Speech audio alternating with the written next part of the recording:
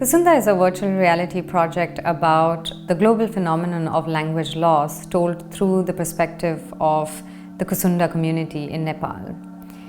Our first encounter with the KUSUNDA community was a meeting with the matriarchal figure Gyanimaya KUSUNDA. This happened 10 years ago, and over the years we stayed in touch and conceptualized the project.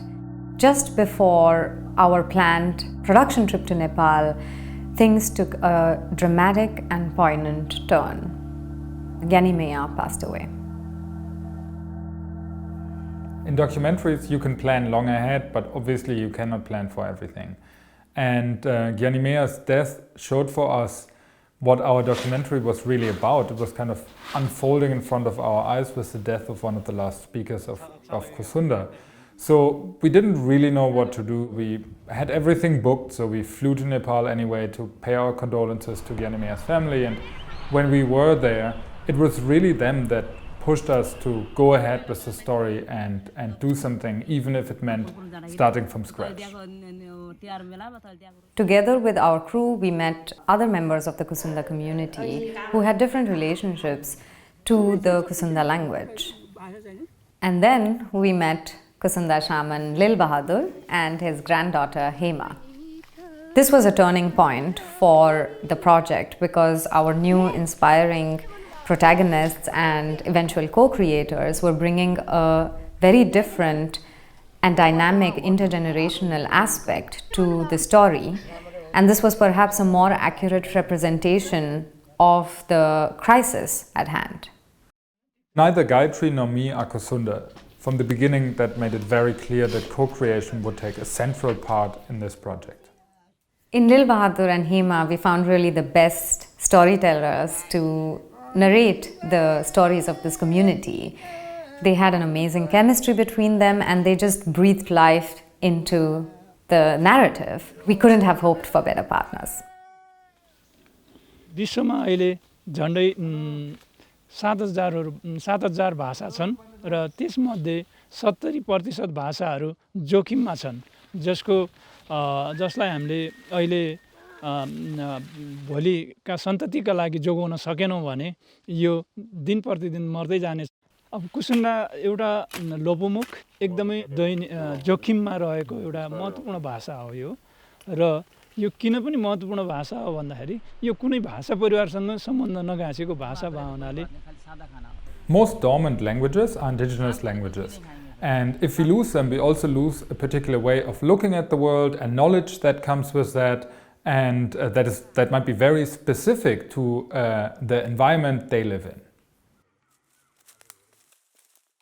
The animated world of KUSUNDA was based on reference photographs that Felix and Gayatri took in Nepal, current photographs from their own research trip, but also historic photographs from KUSUNDA in their environment. We didn't want to recreate a photographic representation of the jungle and of the characters.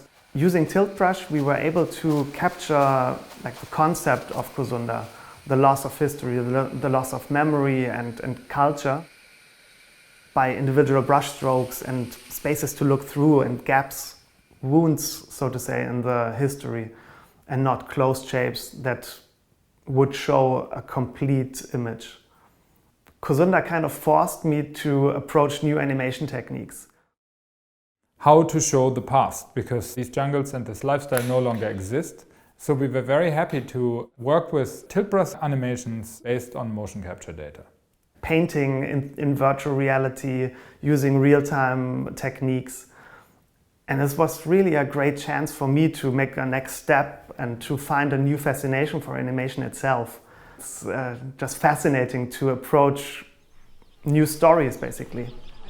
So in our practice, we deal with new technologies, but we also deal in difficult environments, and all of that requires a lot of hack jobs from us.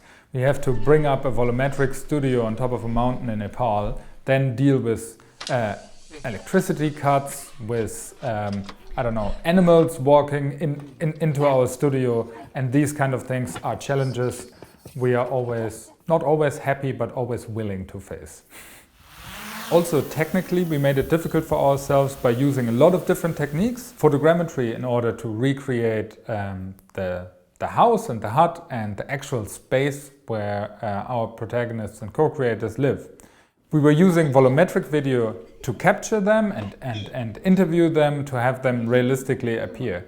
We also had parts of our experience that happened prior, so we were also forced to use some 2D footage that we had from prior trips visiting the community. The main way in which you interact in the piece is through your voice. So you learn and speak certain Kusunda words in order to get further in the virtual reality narrative. This is because Kusunda, like many other indigenous languages, is rooted in oral traditions. And this is also what Hema wants. In fact, she explicitly mentions in the documentary that she wants audiences to engage with her mother tongue.